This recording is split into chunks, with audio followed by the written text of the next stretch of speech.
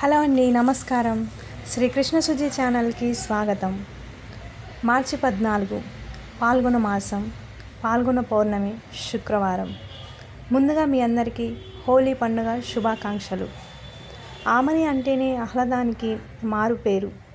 వసంతానికి ఋతురాజుగా కూడా గుర్తింపు వచ్చింది.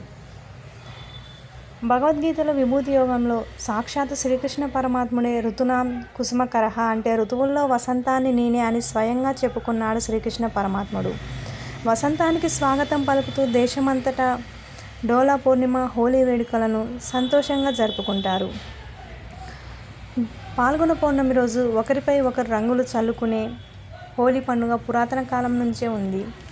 ఈ పండుగ వసంత పౌర్ణమిగా, డోలా పౌర్ణమిగా, డోలా యాత్రగా, వసంతోత్సవంగా, కామును పున్నమిగా, రంగుల పండుగగా ప్రాచుర్యం పొందింది. పాల్గొన పౌర్ణమికి సంబంధించి పలు పురాణ గాథలు ప్రాచుర్యంలో ఉన్నాయి. ముందుగా కామదహన కథ సుప్రసిద్ధమైనది. దేవతల కోరికపై మన్మధుడు శివుడికి తపోభంగం కలిగించాడు. కోపోద్రేకుడైన పరమేశ్వరుడు మూడో కన్ను తెరవడంతో అతడు కాలి బూడిదయ్యాడు. మన్మధుడు దహనమైన రోజు గనుక పాల్గొన పౌర్ణమి నాడు కొన్ని చోట్ల దిష్టిబొమ్మలతో కామదహన తతంగాన్ని నిర్వహిస్తారు. హోలీ పండుగ రోజున రంగులు చల్లుకునే ఆచారం గురించి మరొక కథ కూడా ఉంది. రాధ తెల్లగా, తాను నల్లగా ఉండటంతో చిన్నారి శ్రీకృష్ణుణ్ణి తోటి స్నేహితులందరూ ఆట పట్టించేవారు. వారి వేళాకోళాలకు శ్రీకృష్ణుడు చిన్నబోవడం చూసి తన తల్లి యశోద రాధమ్మ మీద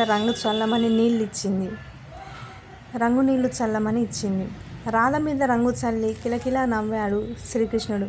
వెంటనే రాధ కూడా తాను చేతికి అందిన రంగు తీసుకొని శ్రీకృష్ణుడి ముఖానికి రంగు పూసింది. వీరిద్దరిని చూసి రేపల్ల జనాలంతా ఒకరిపై ఒకరు రంగులు చల్లుకొని సందడి చేశారంట. మనుషుల మధ్య రంగుల తేడాలను రూపుమాపడానికి ఒకరిపై ఒకరు రంగులు చల్లుకునే ఆచారం ఏర్పడింది. హోలీ రోజున బంధుమిత్రులు ఒకరినొకరు మిఠాయిలు తినిపించుకొని రంగులు చల్లుకుంటూ చిన్నపిల్లల నుండి పెద్దవాళ్ళ వరకు వసంత గమనాన్ని ఆస్వాదిస్తారు. అలాగే హోలీ పండుగ రోజు మరొక కథ కూడా ఉంది. ఈ హోలీ వెనుక ఉన్న మరొక పురాణ గాథ, రాక్షస రాజైన హిరణ్యకశిపుడు ఘోర తపస్సు చేసి తనను చంపడం దాదాపు అసాధ్యమనే రీతిలో బ్రహ్మ నుంచి వరాలు పొందాడు. విష్ణుద్వేషి అయిన హిరణ్యకశిపుడు వరగర్వంతో దేవతలను ముప్పు తిప్పలు పెట్టేవాడు. హిరణ్యకశిపుని కుమారుడు ప్రహ్లాదుడు. తాను విష్ణు భక్తుడు.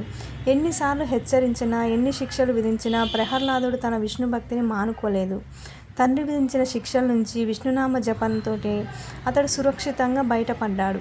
హిరణ్యకశిపుణ్ణి ఒకసారి చితిని పేర్చి తన సోదరిని హోలికా ఒడిలో ఆ ప్రహ్లాదుని కూర్చోబెట్టి నిప్పంటించాడు. హోలిక కప్పుకున్న శాలువాను అగ్ని కాల్చలేదు. అందువల్ల ఆమె సురక్షితంగా ఉంటుందని హిరణ్యకశిపుడు తలిచాడు.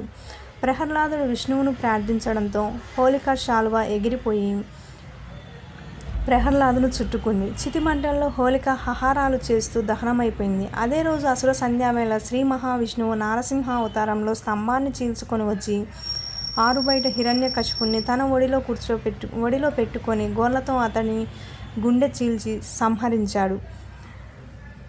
పాల్గొన పౌర్ణమి నాడు హోలికా దహనం జరగడం వల్ల కొన్ని ప్రాంతాల్లో హోలీ ముందు రోజు రాత్రి హోలికా దిష్టిబొమ్మలను దహించడం ఆనవాయితీగా వస్తుంది.